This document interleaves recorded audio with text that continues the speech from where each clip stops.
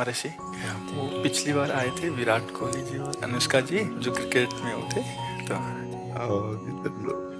वो आपका सत्संग सुनते हैं। ठीक हो आप? मन प्रसन्न है?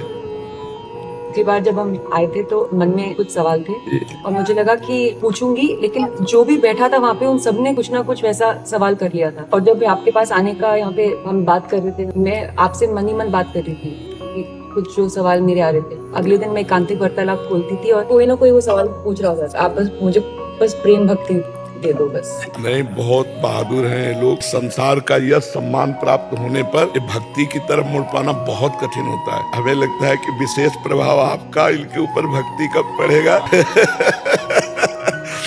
नहीं है उसके ऊपर, कुछ नहीं। आप भक्ति के ऊपर तो कुछ नहीं है। बिल्कुल भगवान के भरोसे रहो, नाम जप करो और खूब प्रेम से रहो, खूब आनंद से रहो। हम अलग अलग जाकर संत दर्शन करें तो जीवन हो जाएगा, इतने संतों के दर्शन नहीं कर पाएंगे। अगर हम प्रयाग जाएं तो एक साथ विश्व के समस्त संतों के दर्शन हो जाएंगे। दूसरी बात, भगवत तत्व के ज्ञाता महापुरुषों की वाणी सुनने को मिलती। तीसरी बात, गंगा यमुना तो पावन करने वाली है ही है, लेकिन उनको भी पावन करने वाले महात्मा उसमें अवगाहन करते हैं आकर के, और अगर हम उसमें स्नान करेंगे तो पवित्र हो जाएंगे। जिनकी ऐसी निष्ठा नहीं है जैसे आपकी धाम निष्ठा, वो वहाँ जाने। हाँ, पुण्य तीरथ पति देख प्रयागा, निर्खत कोटि जन्म अगभागा। कोई साधारण स्थान थोड़ा, तीर्थराज प्रयाग है। करोड़ों की संख्या में लोग वास करेंगे तीर्थराज प्रयाग में। हमारे जैसे तो मतलब एक ही दो, अब जो समझो निष्ठावान समझो कि धाम से बाहर जाना मुश्किल है, अब नहीं हो सकता। नर्क स्वर्ग अपवर्ग आस नहीं त्रास है, अब तो वृंदावन का वास छोड़कर अन्य कहीं नहीं। कोई लाभ नहीं, कोई सुकृत नहीं हमें चाहिए, कोई परम पद नहीं चाहिए, बस प्रिया प्रीतम और वृंदावन, इसके आगे कुछ नहीं। जब तक जीवन में वो, तब तक वो भी रहा। अब जीवन में बस वृंदावन प्रिया प्रीतम। अब इसके आगे कोई तीर्थ, कोई पुरी या कहीं जाने की कोई इच्छा ही नहीं है। शांत जैसे ऐसे शांत, कोई इच्छा ही नहीं है।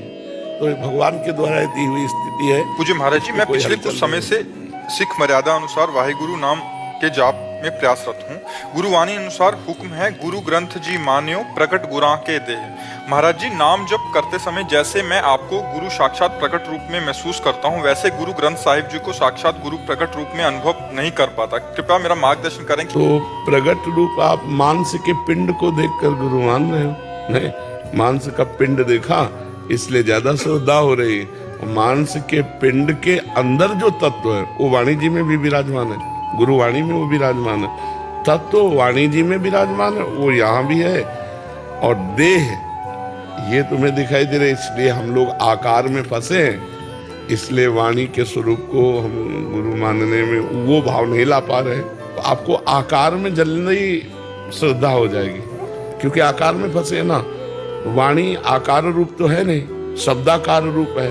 वो आपको बोलती नहीं है, आपको डांटती नहीं है, आपको प्यार दुलार प्रगट में, और प्रगट में आकार में प्यार दुलार बातचीत देख, तो हमारी ज्यादा श्रद्धा बनती प्रगट आकार में। वैसे नाम जप करो तो वाणी में पूर्ण श्रद्धा हो जाएगी। वाणी में नाम जप मतलब हमारे जीवन का सार है नाम जप। अगर आपकी शिक्षाओं को अपने मन में ही बैठा ले तो गुरु में, वाणी में गुरु रूप आ जाएगा। बिल्कुल बिल्कुल। महाराज जी, भगवान और गुरु के स्थान में क्या फर्क है? क्या गुरु भगवान का स्थान ले सकते? पहली बात तो भगवान के सर्वत्र विराजमान होने पर भी हर जीव दीन दुखी और परिस्थिति में हारने वाला गुरु रूप में वही भगवान मिले, तो फिर माया का पर्दा फाड़ करके सच्चिदानंद में स्थित कर दिया। वही भगवान गुरु है, दूसरा कोई गुरु नहीं है। जिनको ऐसा लगता है कि गुरु भगवान नहीं है तो उन्होंने गुरु नहीं बनाया, उन्होंने नाटक किया है।